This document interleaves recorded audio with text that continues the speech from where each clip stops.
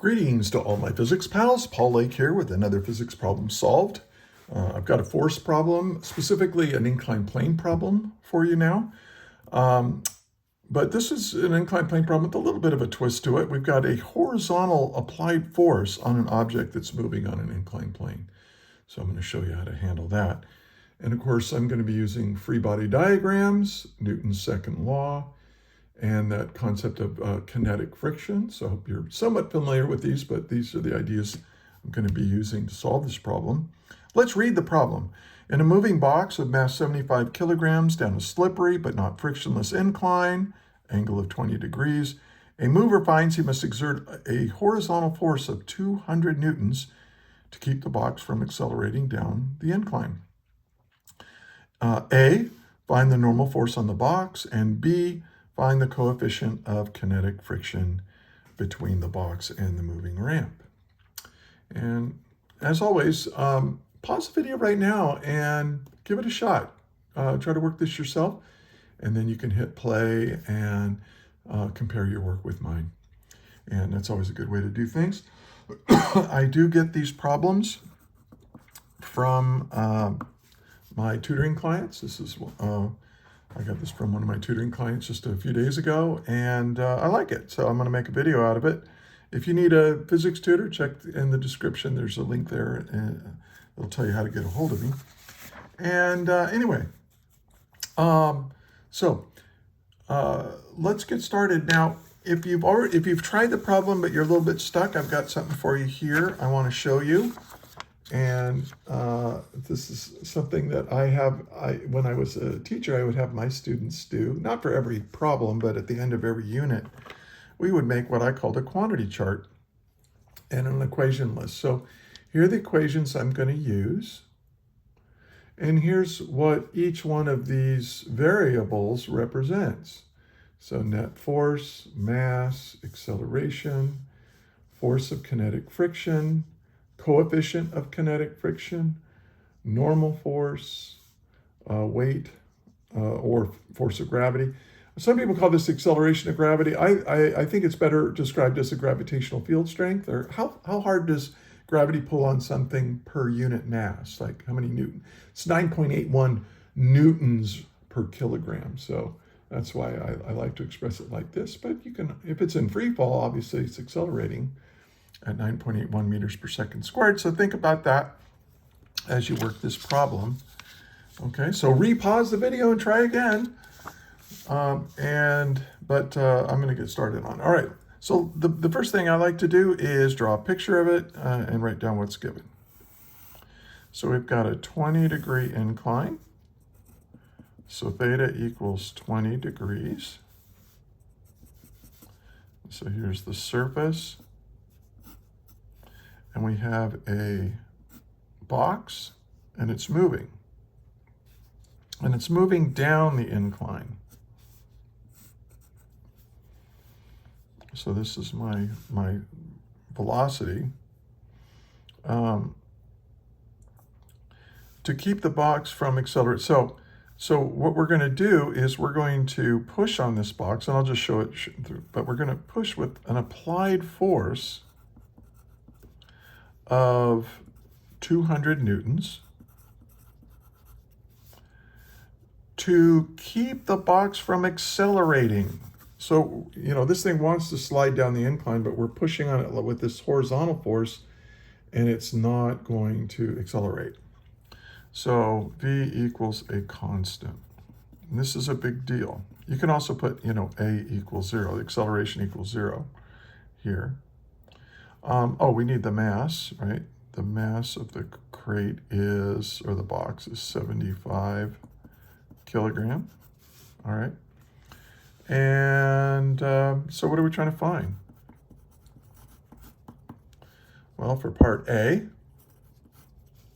we want to find the normal force. And this is how I write the normal force. Some books write it with a lowercase n, some use an uppercase n. I don't like using uppercase n because obviously it can be confused with a Newton, the unit. But some, a lot of books do that. So I'm going to use this one right here. And then for part B, Find the coefficient of kinetic friction between the box and the moving ramp. So the coefficient of friction, kinetic. And that's the only way I've ever seen it written down. All right, so let's solve. Now we want the normal force on this object here. So the first step, well, actually, I've already finished the first step. The first step in solving force problems is to write down everything you're given around a picture using the variables we use to solve problems, and then write down what we're trying to find in terms of the variables we use. And now we're so that's step one. Step two, when you're doing a force problem, we want to draw the free body diagram of this. And I'm sure you're familiar with free body diagrams if you're doing an inclined plane problem. But we just draw the object, and then we show all the forces acting on the object from outside the object, right? From external forces. Okay, and so we got the force of gravity. Now I just write mg because they gave us the mass. So you can put F sub g if you want, but I like mg better. That's just a personal preference. And then we've got, we've got this interesting applied force here. And then we've got a normal force, and a normal force by definition is perpendicular to the plane. I'll draw it like that. It's probably not to scale. Now, since this thing is moving down the incline, what direction is friction going to be in? It's going to be in this direction. This is the force of kinetic friction. Okay, so we've got the applied force, gravity, normal force, friction force. I think that's all the forces that are acting on this object. Now what I'm going to do is I'm going to define my x and y direction. And this is what I call step 3. So step 1, given, find, and solve. Step 2, draw the free body diagram. Now what you want to do is identify what the x and y directions are. Most problems are in 2 dimensions. Sometimes you'll get a 3-dimensional problem. And it's always a good idea to define your axis system. What's x, what's y? And since it's moving down the incline, I'll make that positive x. This problem is perfectly fine if you made x up the incline. It won't matter. You'll get the right answer as long as you stay consistent with that. Okay, now I'm trying to find the normal force, and I noticed right away that the normal force is in the y direction. But before I do that, I've got to do something. This normal force is in the y direction. Yay.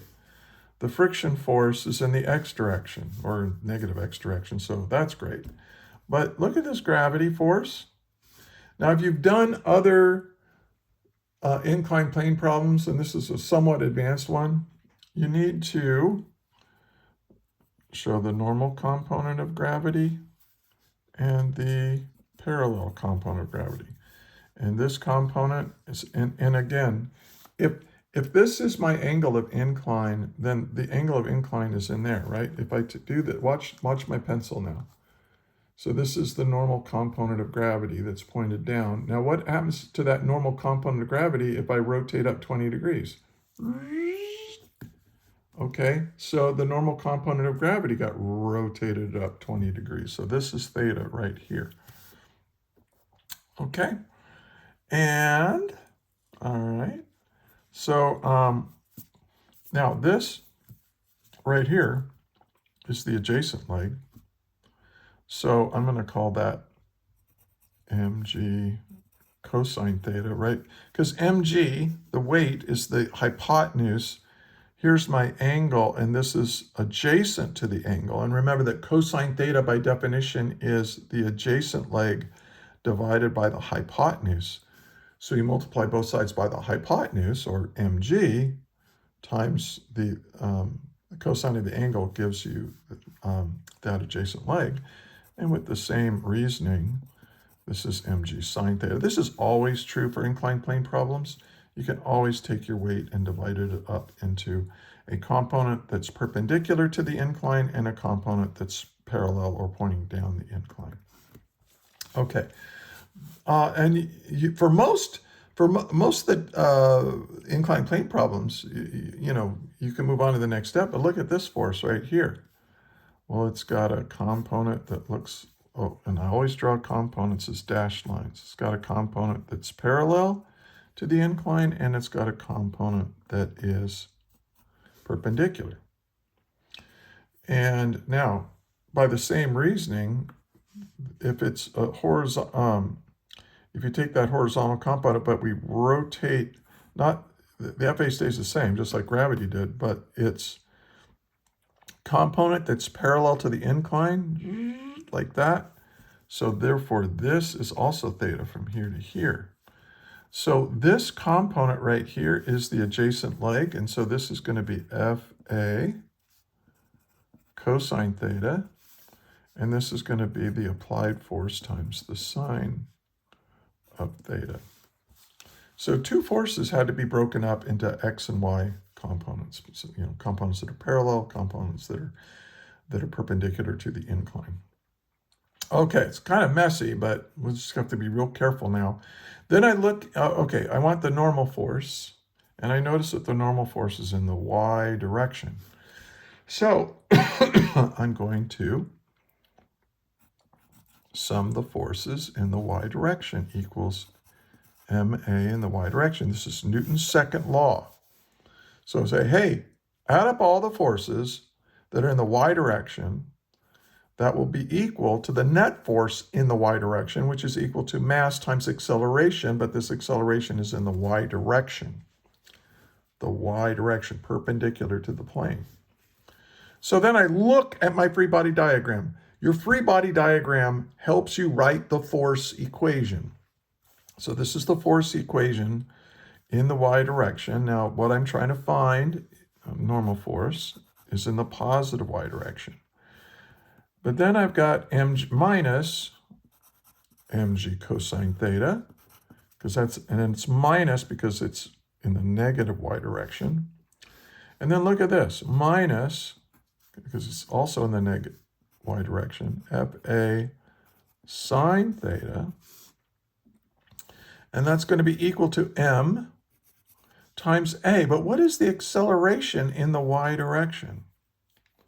Well, if you have a pure inclined plane problem, not a bank angle problem, don't worry about that if you don't understand, but just a good old-fashioned inclined plane problem, you're never going to accelerate in the y direction because it's not going to sink into the incline. It's not going to fly off into the air. I mean, I guess you could, but no one writes problems like that. So this a is 0. So this is equal to 0. And this is what I'm trying to find. So I'm going to solve for it now. So, getting back to my steps. Step 1, given, find, and solve. Step 2, the free body diagram. Step 3, x and y axes, right? Step, and then breaking the forces on your free body diagram into components. And always draw, if you're going to put components on your free body diagram, always draw them as dashed lines, so that whoever's looking at it, which could be you when you're studying for your final, right? Whoever's looking at it knows that this is a component of an already existing force on the free body. Okay, so, and then step 4 is to write your force equation. And then step 5 is to solve for your unknown, whatever that happens to be. In this case, it's the normal force.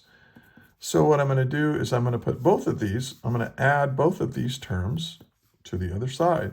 So the normal force is equal to mg cosine theta plus fa sine theta. Now this makes sense because what does this normal force have to do? This normal force not only has to support the normal component, normal means perpendicular component of the weight, but it also has, look, this guy who's pushing it into the incline like this, well, part of it is trying to push it up the incline, but also part of it is trying to push it into the incline, and that's what we include here. So this normal force has to cancel out or zero out these two forces added together. So now I can plug in values, 75 kilograms, 9.81. I use 9.81. You can use 9.8 if you want. cosine of 20 degrees, right? That angle of incline was given to be 20 degrees. Plus, and then we have a 200 Newton applied force times the sine of the angle of incline. Okay. Now plug all that into your calculator. Make sure your calculator is in degrees.